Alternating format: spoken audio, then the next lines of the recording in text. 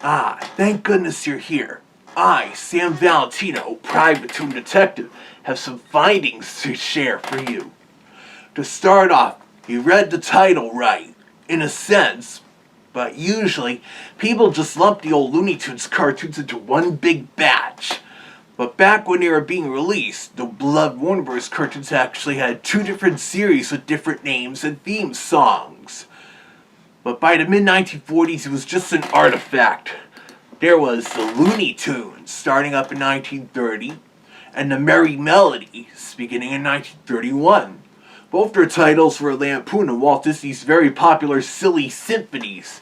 Since 1937, the Looney Tunes theme music was the popular song The Merry-Go-Round Broke Down by Cliff Friend and Dave Franklin, while the Merrie Melodies theme music was Merrily We Roll Along by Charles Tobias, Murray Mencher, and Eddie Cantor.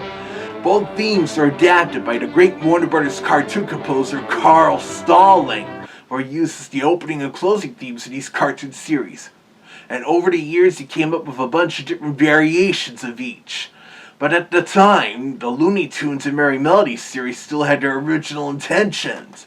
The former was to star popular cartoon characters, some kind of kid appeal, such as Bosco, Buddy, Beans the Cat, and ultimately Porky Pig, their first really big cartoon star, to the point where by the time The Merry-Go-Round Broke Down became the Looney Tunes theme song, his place in world history was assumed.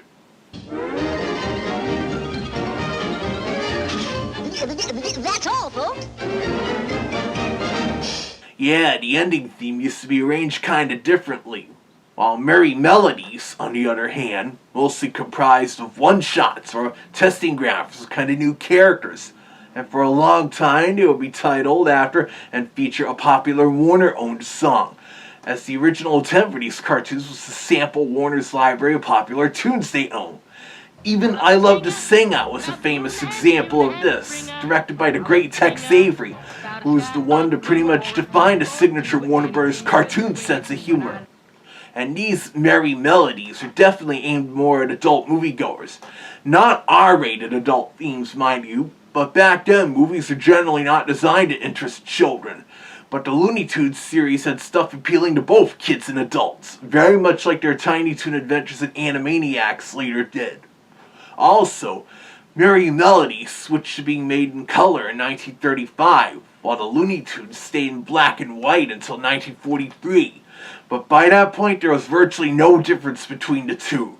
Bugs Bunny was now a big cartoon star and appearing in both series, as were Daffy Duck and Porky Pig, and for a long time they alternated between one-shots and various different series of popular characters. So much versatility, even if the Looney Tunes and Merrie Melodies differences were now limited to their theme songs, as well as the thickness of the concentric circles in the opening and closing logos. One of my favorite quotes, said from one of the Warner Bros. Animation veterans, Friz Freeling, once said in an interview, "I never knew if a film I was making would be Looney Tunes or Merrie Melodies. And what the hell difference would it make anyway?" It could be also because theaters are still booking both series. Even though once Bugs became a cartoon superstar, he got his own separately booked sub-series of Bugs Bunny specials. Even though they're still branded as Merrie Melodies or Looney Tunes shorts, they would feature Bugs in the opening sequence in some way, and Warner Brothers sold them to theaters at a higher price. Then there was the Blue Ribbon reissue program of Merrie Melodies that would even also include color cartoons formerly released under the Looney Tunes name.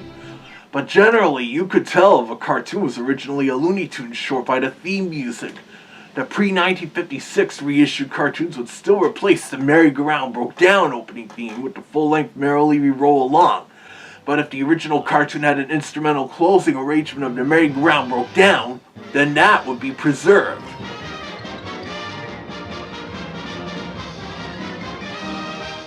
Until 1956, when they began retaining the cartoon's opening credits, and so there are several instances of former Looney Tunes that got reissued as Blue Ribbon Merrie Melodies, retaining the Merry-Go-Round Broke Down opening theme song. But of course all that changed in 1963 when a strange new abstract opening and closing sequence was devised by Chuck Jones, initially to be used on artsy one-shot shorts. But after the original Warner Bros. Cartoon studio closed later that year, and then DePatie Frilling assumed production of the Looney Tunes and Merrie Melodies, the following year it became the standard opening and closing sequence, and both series now adopted the Merry-Go-Round Broke Down as their theme music, now in a more clunky and atonal version arranged by Bill Lava.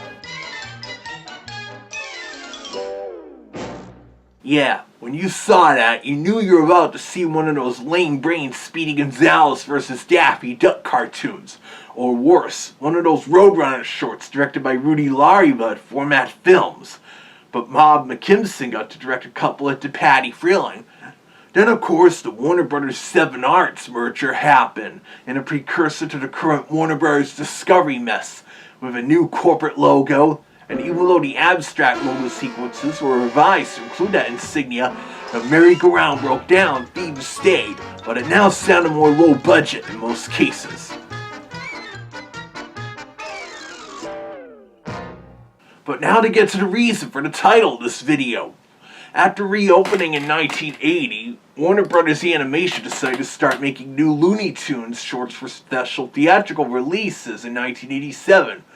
Not regularly, the way they did from 1930 to 1969, but were being released in front of certain movies they thought would be a success. When starting this, only 2 shorts actually bore the Merrie Melodies name: Night of the Living Duck from 1988 and Blooper Bunny from 1991.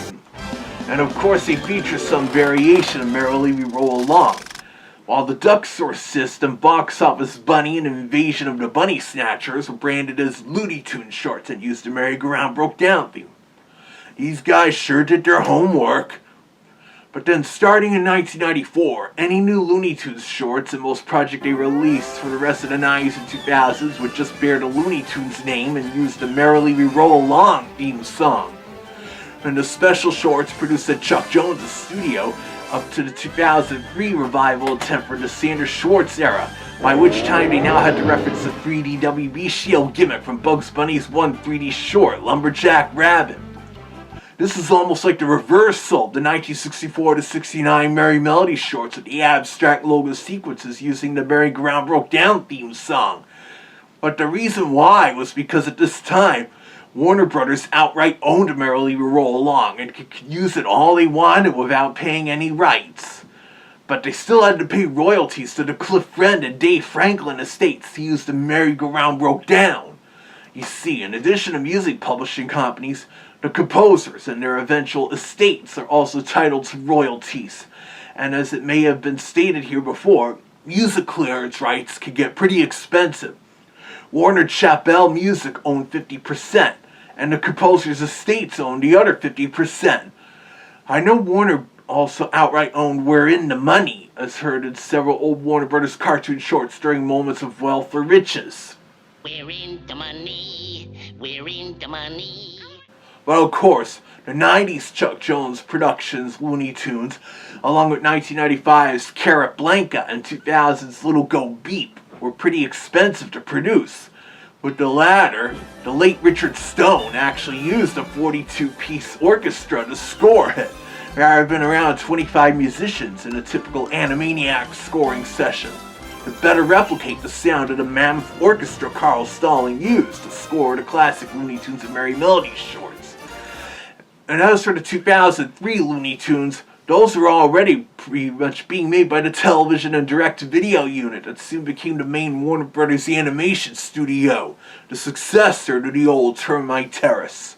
So of course the budget would be somewhat lower, but one of the cartoons that was being planned but never got made was a one-shot musical Merrie Melodies short, Meet Me in Chicago, which, according to writer and producer Larry Doyle, was to be about a singing cow coming to 1930s Chicago to make it big. Too bad those cartoons veered pretty far from how Larry Doyle envisioned them. So much he left during productions, leaving Sherry Gunther from Cartoon Network Studios as the sole producer in charge of production. And those cartoons largely turned out to be so bad that, coupled with Looney Tunes Back in Action being such a massive box office flop, the executives at Warner Bros. Opted to not release it theatrically as originally planned, and canceled any other reports in various production stages at the time.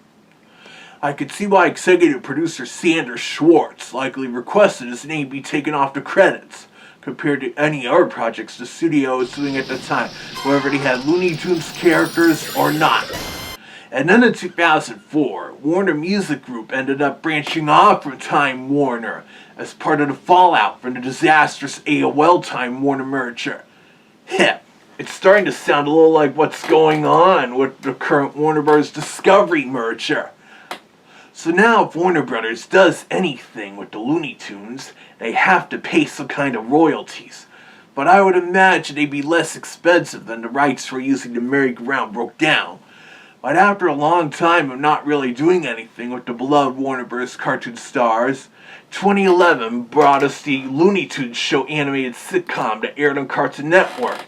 And the opening sequence, once again starting off the 3D WB shield gimmick from Lumberjack Rabbit, featured the merry-go-round broke down as the theme song, given a brassy, jazzy arrangement by Andy Sturmer.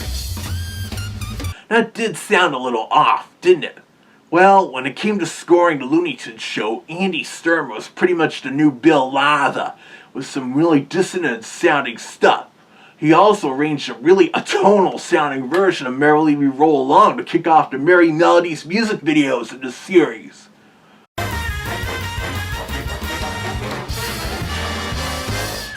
Gah! That's even worse than Bill Lava's version of the merry-go-round broke down. It's like the musicians were sleep-deprived, even more so than that one-time version of Bill Lava's merry-go-round broke down theme as used on the 1969 Merlin and Magic Mouse cartoon Distant Mystic. But speaking of Bill Lava, there's a popular rumor in the Warner Brothers animation circle that in the 1960s, Bill Lava was trying to come up with his own Merrie Melodies theme. And while it wasn't the actual Merrily We Roll Along, you can hear it's kind of influenced by that theme, accompanying that rated G bumper at the start of the 1969 Warner Bros. 7 Arts cartoon shorts.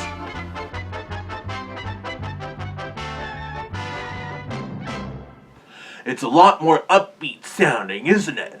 And that theme also got used to kick off the Bugs Bunny Roadrunner Hour Saturday morning compilation series in the fall of 1968.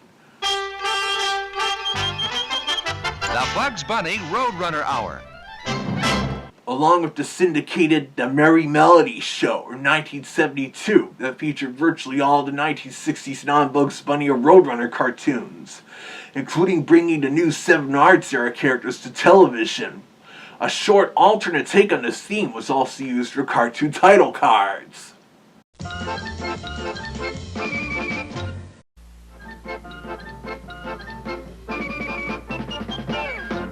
Heck, Bill Lava somehow managed to work the composition into the 1968 Cool Cat Looney Tunes short. No, not that Cool Cat! Three Ring Wing Ding. At blasted good luck!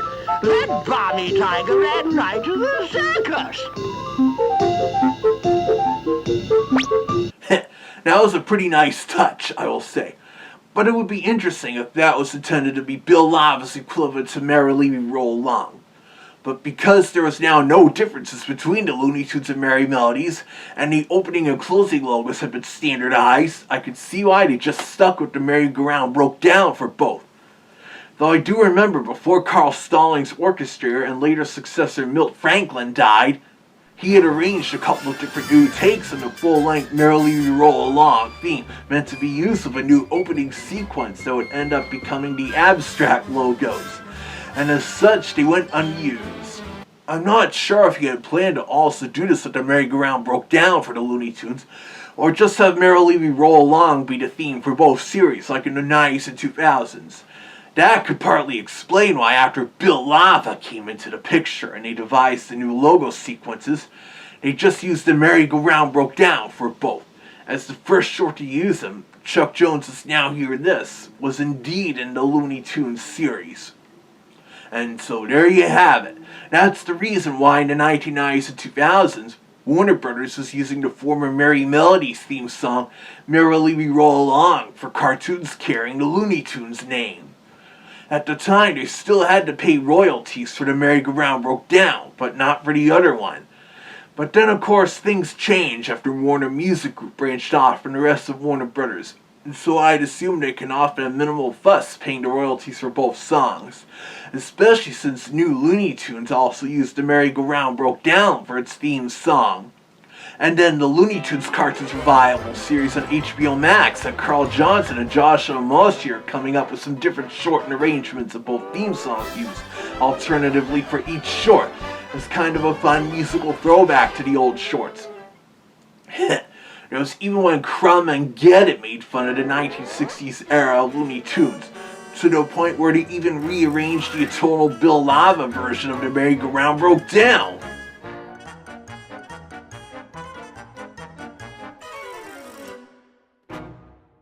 But that ought to wrap that up.